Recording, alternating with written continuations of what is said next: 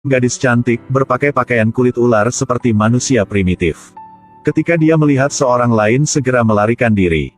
Seorang tentara bayaran mengejar ke sebuah gua. Gadis cantik sedang berdiri di dalam. Seorang tentara itu melihat langsung menelan ludah, pikiran menjadi tidak terkendali. Tapi bayang yang raksasa terbang di atas dinding. Air liur jatuh-jatuh ke kepalanya. Dia sangat panik, memegang senjata menembak dengan gila tapi sudah terlambat. Seekor ular raksasa putih yang kejam membuka mulutnya dan menelan seorang tentara bayaran itu. Tapi dia dengan lembut menatan gadis itu, menundukkan kepalanya dan menjilat tangan gadis itu. Gadis ini juga menggosok kepalanya ke ular itu, dengan lembut bersanda pada tubuh ular. Ternyata gadis ini dibesarkan oleh ular raksasa ini, gua ialah rumah mereka. Hari-hari kemudian, ada sekelompok orang datang. Senjata mereka lebih modern daripada tentara bayaran. Mereka naik rakit di seberang sungai, bersenjata lengkap. Karena kelelawar besar sudah diserang mereka dan menangkap 2 orang. Yang lebih takut alada di dasar sungai seekor ular raksasa sedang mendekat tanpa suara. Tiba-tiba ular raksasa muncul dan berbalik membalikkan rakit. Dia mengibaskan ekornya dan melemparkan rakit lain. Kelompok orang itu satu persatu jatuh ke air, dan mereka coba berenang ke tepi. Hanya lelaki bernama Lin King yang perlahan tenggelam. Tak terduga, putri ular muncul dan menyelamatkan lelaki yang tenggelam itu. Ular raksasa mendekat dan melihat putrinya ingin menyelamatkan orang jadi tidak menyerang lagi. Mengejar orang-orang lain. Sedangkan saat ini orang-orang itu melari dengan cepat ke hutan untuk bersiap menyerang ular raksasa. Pak Zhang terus-menerus melempar bom waktu ke tubuh pohon, hanya tekan tombol untuk meledak. Hou Zi dengan cepat melempar tali untuk memanjat ke pohon, memegang senjata untuk menunggu ular raksasa muncul. Yang Fan aktifkan mata cerdas, analisis jalur ular. Datu dan Huo sedang memegang senjata dengan kuat untuk menunggu ular raksasa tiba. Di pohon, Hou Zi melaporkan bahwa ular raksasa sudah datang. Kemudian kepala ular muncul di belakang pohon. Bom di tubuh pohon meledak. Ular raksasa menghindari arah lain, bom lain di arah lain juga meledak di samping kepalanya. Ular raksasa dengan takut berteriak suara yang besar. Dengan sama waktu, Yang Fan angkat busur dan anak panah itu terbang ke arah mata kiri ular raksasa. Dengan ekor ular raksasa sudah menggagalkan serangan itu. Orang-orang lain juga menyerang, senjata api ditembakkan ke langit untuk menghalangi jalan ular. Datu temukan tali yang mengikat ular, bom asap ungu meledak menghalangi pandangan. Mereka bekerja sama, panah ditembak, tali kencang, api datang. Ular raksasa berteriak kesakitan. Gadis itu di jauh baru menyelamatkan Lin King ke tepi. Dia seperti merasakan sakit dari ular raksasa, dia buru-buru berlari ke arah itu. Tapi saat dia sampai, dia melihat Yang Fan sedang menembak panah ke ular raksasa. Dia gunakan tubuhnya untuk memblokir panah dan dia jatuh ke tanah. Ular raksasa melihat itu dan menjadi lebih marah. Dia dengan kuat berjuang dari tali itu melesat keluar melalui tenggorokan Hou Zi.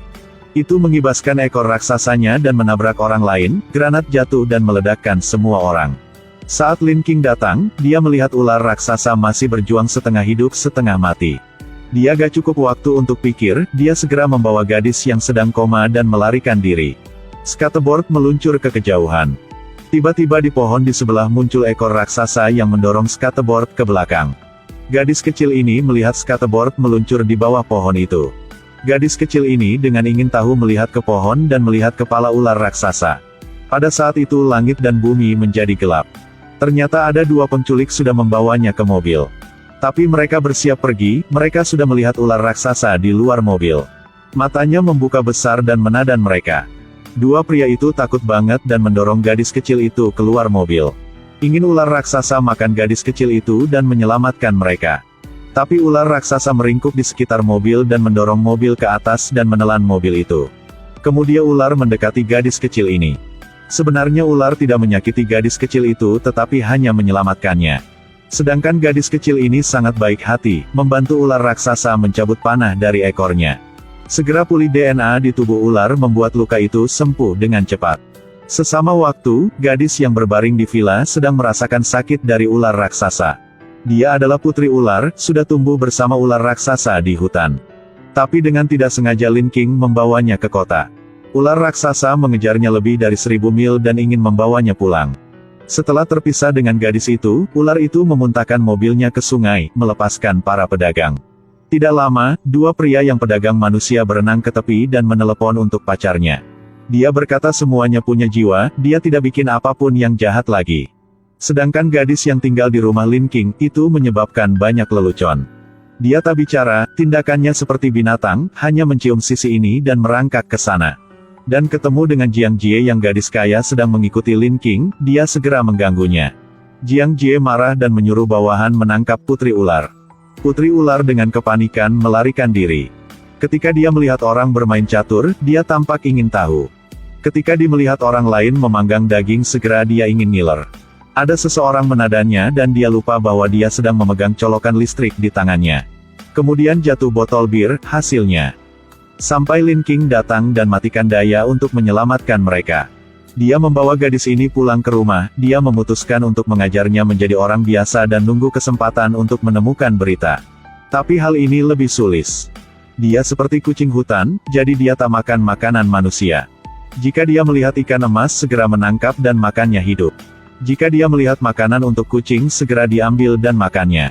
Lin King dilarangnya tidak bisa makan kucing di rumah ini, jika tidak gadis ini sudah makan kucing ini.